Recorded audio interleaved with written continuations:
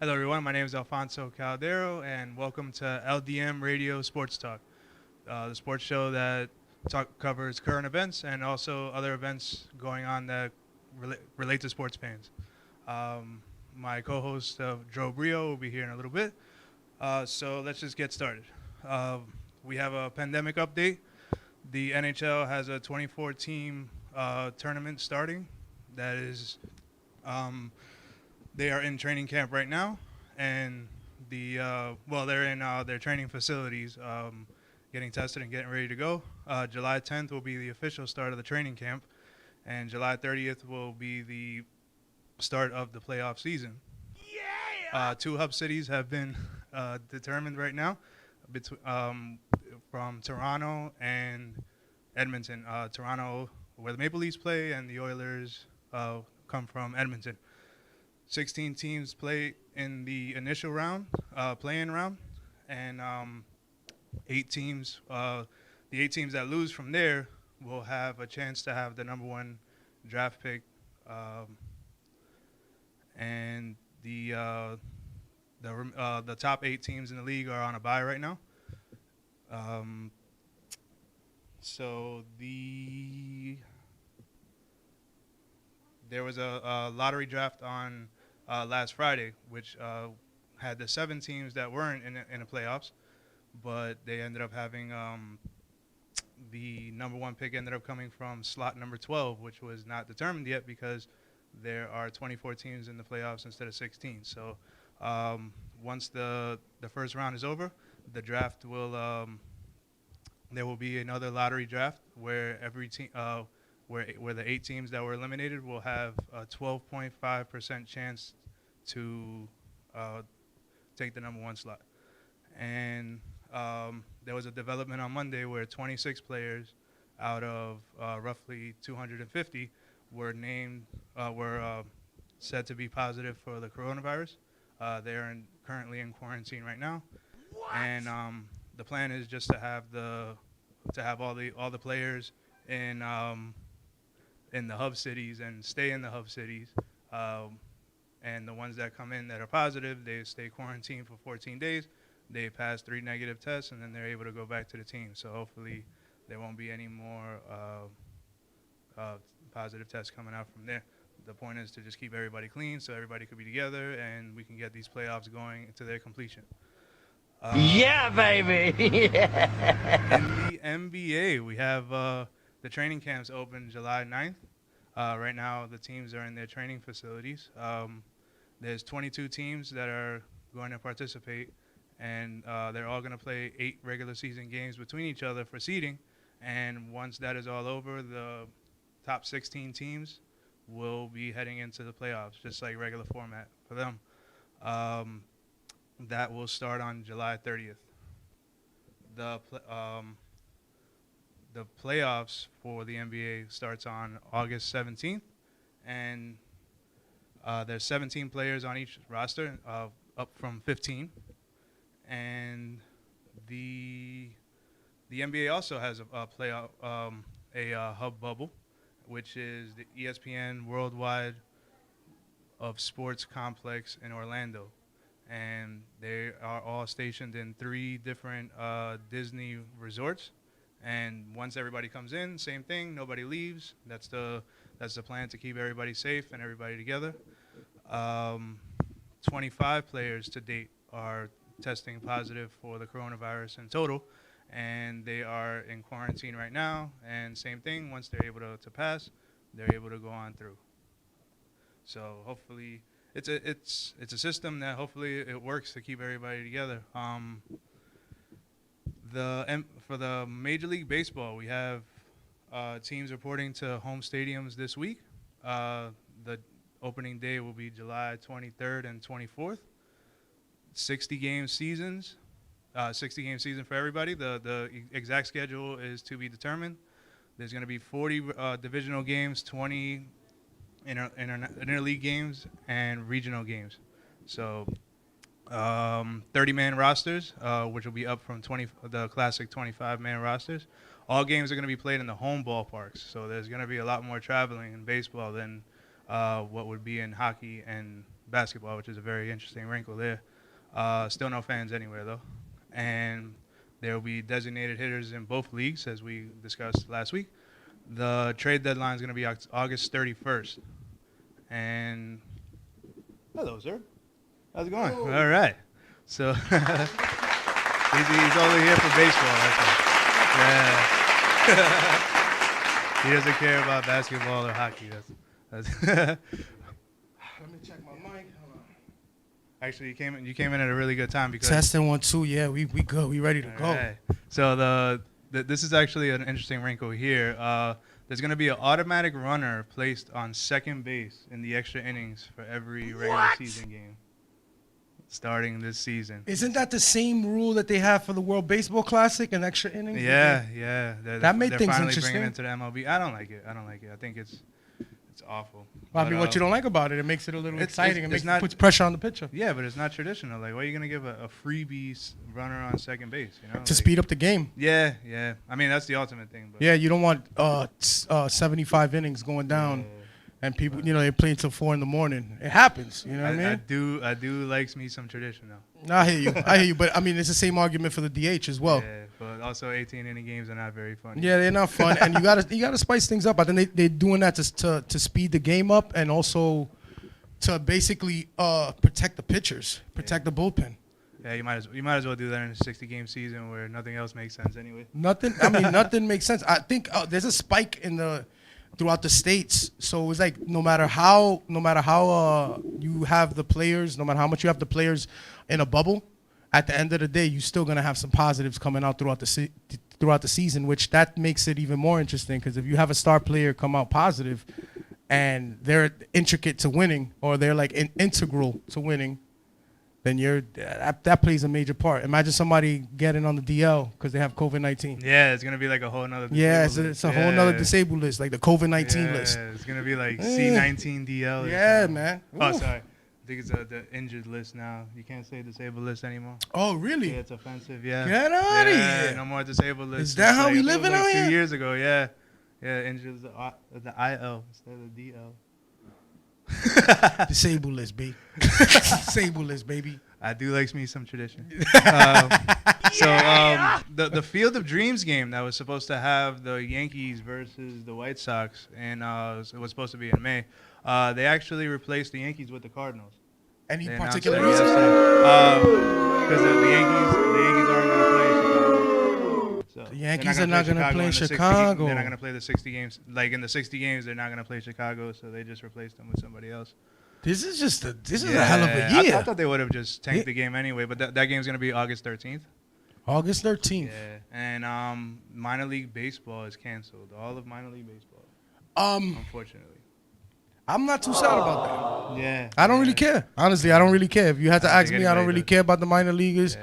Until you get to the show, I don't care about you. I think only like some places like central places like Idaho, like the Columbus Clippers, the Binghamton, like the town people are affected by it, but it doesn't affect like the whole Like if grand it- scheme of everybody. Yeah, it makes money. Yeah, the economy so out it there.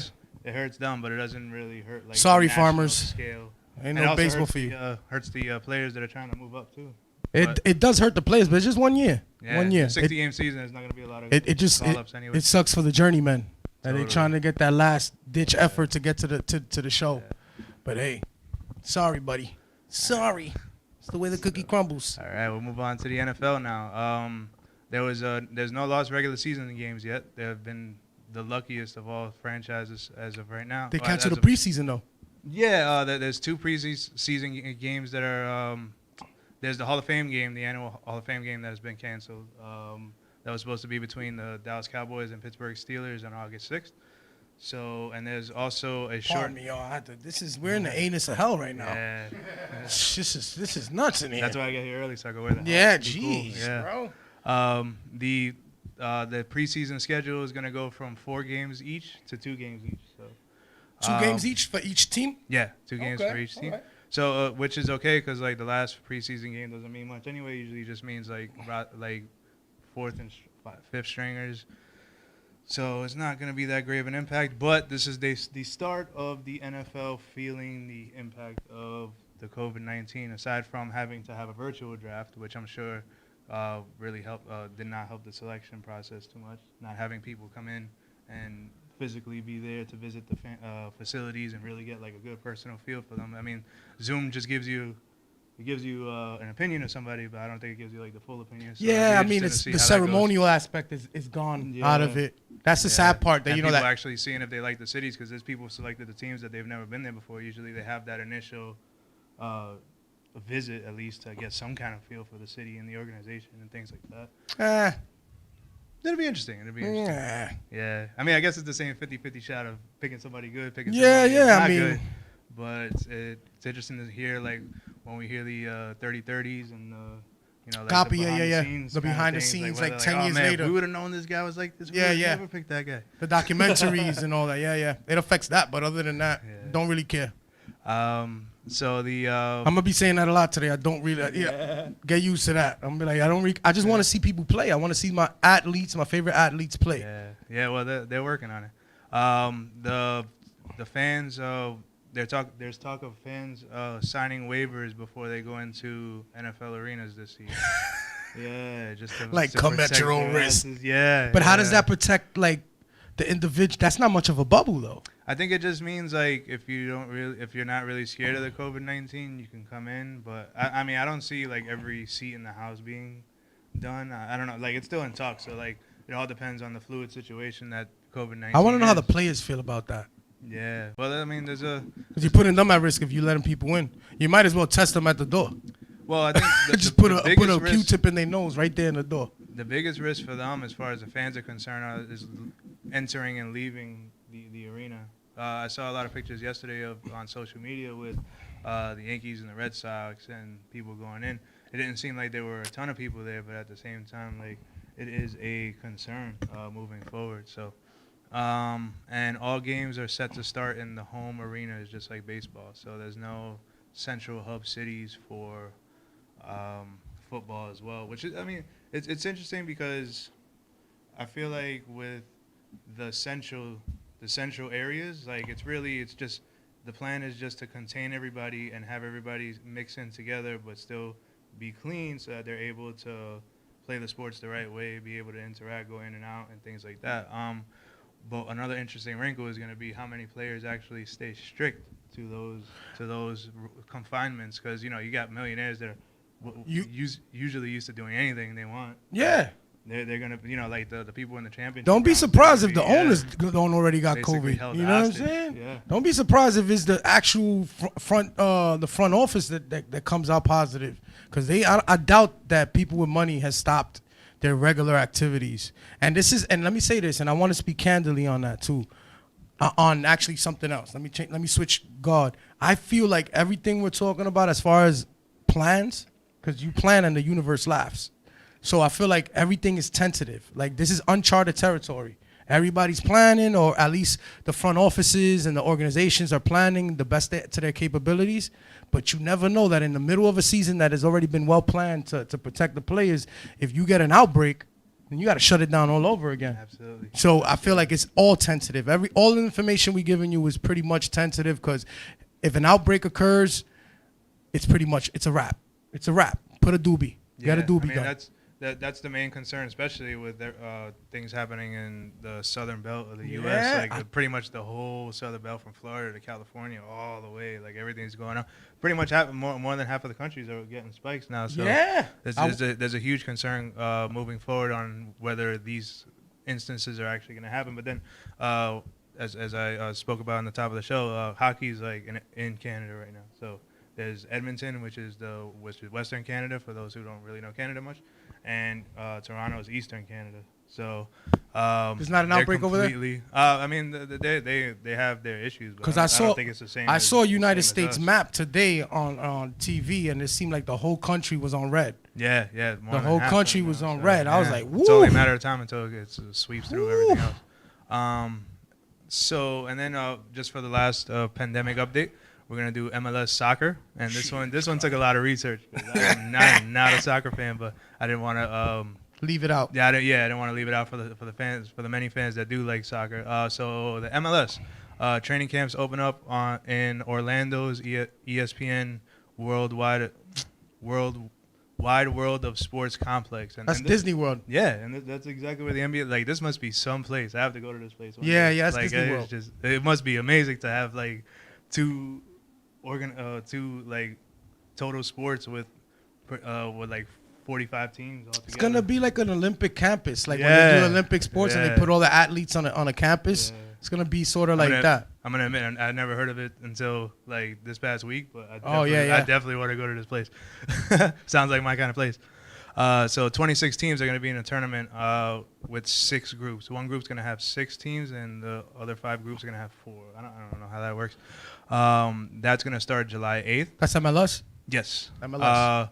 3 regular season games for each, totaling 39 games total. The best 16 teams, points-wise, in the standings will move over to the knockout round. So they'll have a 16-team playoff as well. And the championship will be on August 11th. And right now they currently have 4 players who are testing positive out of. I mean, it's not funny. I'm 392. just like, this is the part of the show where I go again. I don't care. Football is not releasing. Football is not releasing their numbers. I'm assuming because they're not like Nah, you don't want, imminent. you don't want to do that. But everybody else, so the main idea and the main moral of the story with everything is just to have everybody clean and everybody in the central units being together, so that hopefully they don't have any positives between each other. Is that politically correct terminology? Clean. Yeah, I guess, yeah. Ah, man, what world we living in now? So, all right. So the pandemic update is over. So we're gonna move back to NASCAR, which we touched on last week. Oh yeah, Yeah. oh yeah. There's been some new developments. All right. Some. So,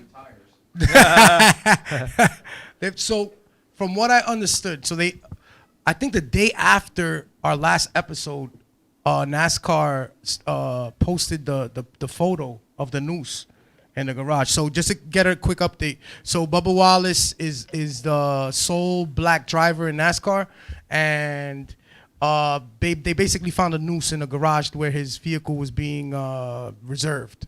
Now the FBI got in there, they investigated, they said it wasn't a hate crime. They basically said it was just a noose, but then NASCAR put a picture up and they put it on their social media pages of the noose. It was definitely a noose. Like I saw the noose. I was like, this is a noose. This is not. Last week I said it's a slip knot, and I said no, it was a noose. The only thing was that noose was there since, and I said last week, I said 2018. No, it was October of 2019. It was there. I mean, another driver harbored their car in that garage, and that noose was there. It seemed like someone tied the noose for the garage door, but it was a noose. Okay. So I think NASCAR, what the statement they said was that it was still a concern because if the noose is there, everyone ignored it anyway. So I mean, I'm a little conflicted with it still. I still hold the same opinion, thinking that NASCAR were definitely opportunists in that moment to report that without the facts, without the investigation taking place. I think it's possible that the noose was a noose. Don't get it twisted. I think someone could have just put a noose there as a hate crime or as some hate vandalism. I don't know if you could call it a hate crime to put a noose to a door. I don't know. Well, it's some bad hazing. Yeah. It's definitely bad. It definitely could have happened, especially the history of NASCAR with the Confederate flag. And a little also another update is NASCAR removed the usage of or banned. They banned the Confederate flag from being used at NASCAR events, which is good, even though it took too long. It took way too long, which is good. But I think, in my opinion, it was still very opportunistic for NASCAR to utilize this moment in time to report that without the proper investigation. Last week I ended the show saying that they had 12 FBI agents investigating it. I don't think it takes 12 FBI agents to investigate a noose on a garage door. Really don't.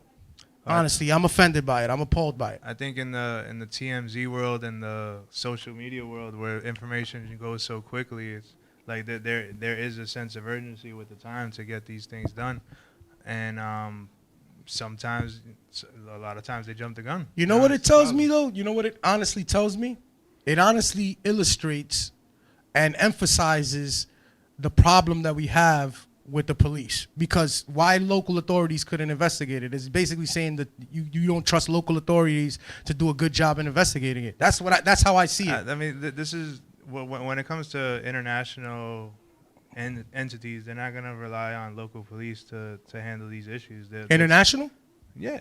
NASCAR is international? Well, maybe not national. international, but national. Yeah. National. So Yeah. you're saying that the federal government got to get involved with NASCAR? Yeah, I mean, there's so much money and there's so much things involved in these sports that they're not gonna have just regular state cops take care of these issues. They're gonna open it up Excuse me. they're gonna they're gonna bring in the big dogs to take care of these kind of issues. And like the more they bring in the FBI and things like that, the more neutral it stays, because when you have these situations, like maybe like certain cops and officials, like this is their home spot, so they don't want it to look bad, so they're like, they don't give all the You saying information. yeah? Yeah, so I mean, you agree with me? Possible, yeah. You agree with the fact that they can't be trusted with these type of investigations Well, because they could be I just- corrupted. I just don't think it would be even plausible to have them come and do that. Like, I think you just let them do what they do and take care of their town, and then it's these are multi-million-dollar businesses that we're dealing with here.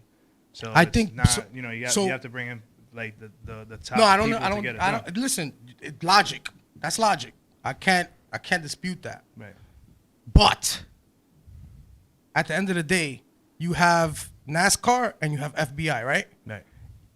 After the investigation was done, it seemed like the narrative was FBI was telling NASCAR, "Hey, you guys are full of shit," and NASCAR was saying, "Hey, you guys are full of shit." It's real, So I think they both kind of attacked each other after the investigation was done. NASCAR was almost disappointed that they didn't have any findings into the investigation. That's what I got from it. It's almost like both parties were disappointed in each other.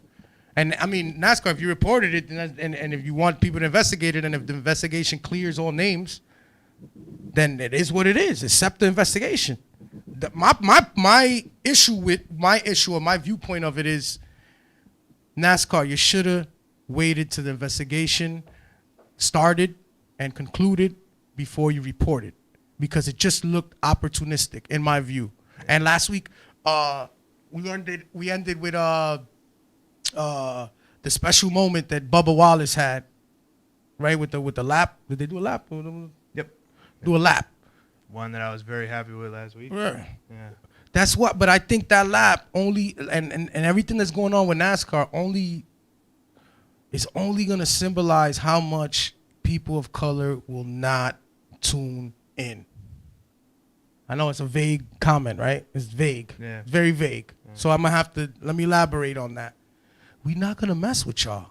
We're not going to mess with y'all. It's difficult to mess with. It's difficult. And when I say we, I'm talking about people of color. It's hard for us to mess with you guys because your acts did not seem genuine. It didn't. And I want to commend Adam Silver, the commissioner of the NBA, because in every that guy's a hell of a commissioner. I'm sorry. That guy's a hell of a commissioner. He jumps in front of everything. When we had what was the name of the coach? Donald Sterling. When that came out, it was a transgender woman recorded Donald Sterling. I think the transgender was his girlfriend. So he jumped in front of that. And he listened to his players. His players weren't happy. The fans weren't happy. He jumped in front of that. When it came to what was the other aspect? I know it came to the Donald Sterling. Oh, COVID-19. When it came to COVID-19, I think he was the first person to stop the league, and I think they were the first athletes that came out and had the Utah Jazz. Yeah, and he immediately shut it down, and I think he let us know, he let the public know how serious COVID-19 is. Yeah. Because we weren't taking it serious. Like, oh, yeah, something's coming from China. And the moment Adam Silver said the NBA's done, we was like, whoa. That's when I started paying attention. Yeah, sure. it's like, yeah, whoa. whoa. What sports got shut down? Yeah, whoa. That's a $1 trillion industry that got shut down. So kudos to Adam Silver. Kudos. Yeah. So let's move on to another topic now. Which actually relates to this, the social issues. Should sports take a stand, or should they kind of just be sports? What is your take on that? Great question. That's number one. Great question. You want me to answer Yeah. first? You want me to? I think the sports in general sports is a phenomenon. It's a phenomenon in culture. It's a phenomenon in culture for the simple fact that I think it relates to the way we live with competition. You know, you go in a capitalistic structure, you got people competing for work, people competing for money, and I think people resonate with it because of that. They resonate with sports because of that, and because there's such a close relation with sports in society. I think sports has a responsibility to come out and take a stand on social issues because people follow sports religiously. I think people see Sunday football more than they tend to go to church. Yeah. Sports has beat religion at this point. That's my take. My take is that they have a responsibility to take a stance. I think for me, I'm a person who just believes in having a perfect world. I believe that things should be done with logic. You know, I believe, you know, like that there really shouldn't be any kind of segregations or issues between anybody. That's just one of my kind of things where like love should be like the main aspect of everything. So saying that, I will say that I wish sports could just be sports. Like I think that the organization shouldn't have to come out and pick a side when it comes to these certain issues, because you know, like your sports, like that's what you do, that's what you're really good at, that's what you should just stay and do. Like if there's a player or players that come out and they want to have their opinions and they want to take stands and different things like that, like that's all wonderful, like if it's player specific. But when it comes to like the organization speaking for the masses, and you know, they should just be sports. Like they shouldn't have to come out because it just puts a divide, and it's just like sports is supposed to be for everybody. So you know, just these different situations, as bad and ugly as they can get, sports should just be sports. Like the organization should just be what they are, and like the philanthropy work is a little different than what I'm talking about. But as far as like coming out and taking stands where that causes divides and different things throughout the country, it's like asking if you want a sports team to pick a presidential candidate. You know what I'm saying? And then you're just basically dividing. That's different. That's a political process. But a social ill is completely different. Because at the end of the day, like you said, you stated previously, you said, I believe that no one should discriminate, or you believe in an ideal world. But there can't be the ideal world doesn't exist, and there can't be an ideal world unless you educate the ignorant. And there won't be. But that's why there can be. That's why it doesn't. I mean, that's why it doesn't. I'm work. optimistic. Yeah, but that's why it doesn't work as far as like sports organizations not coming out and saying. But it can work if your favorite team puts a stance on things. If your favorite team says, "Listen, if you have these beliefs that are completely counterproductive or regressive to the betterment of civilization, then we don't want your business." I think it makes people change and become better. So if sports can make people better, then I'm all for it, But we don't want, at the end of the day, you don't want to. I'm a Yankee fan, 100% Yankee fan. But that's nice.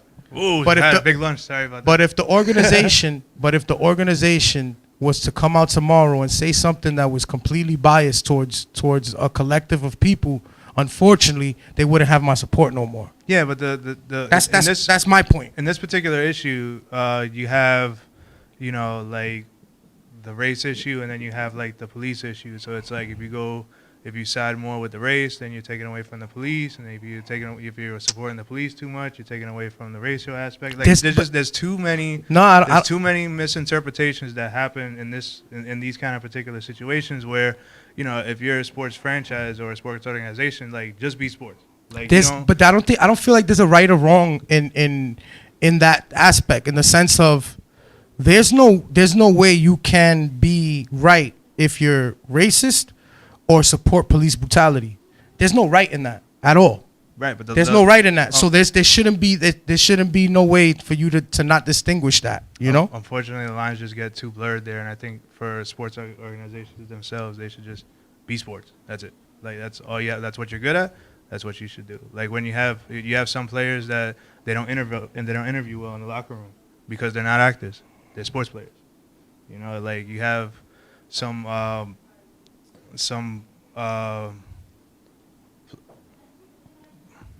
that's it. Chin Ming Wang. I knew I was trying not to have a Chin Ming Wang moment. He said, "All right, that frozen." happening, but yeah, just basically, sports should just be sports. That's my main. I guess we're gonna agree to disagree. We could recap on the next one because we run out of time. Unfortunately, we got time constraints. We gotta follow. But we could definitely, follow up with that. That's definitely a good question. Definitely a good question. That is our show for today. Yeah. Yeah. Should we go to 1 hour? Should we go to 1 hour? Should we? Yeah. So, comment on the Facebook post that you get, and comment on the YouTube, and see if we should go for an hour. In doing an hour, we will have special guests coming in, and we'll have a variety of other different topics as far as on top of the current events. And we should and you'll get more of our viewpoints because sometimes it's hard to really dig into a subject, So we do have plans, but we need the ratings to make the plans work. So let us know if you want us to get into an hour. So that is our show for today. Again, my name is Alfonso Caldero and Joe Brio. Joe Brio, baby. And we will be back next week. Thank you very much. Cheers. LDM Radio Sports Talk.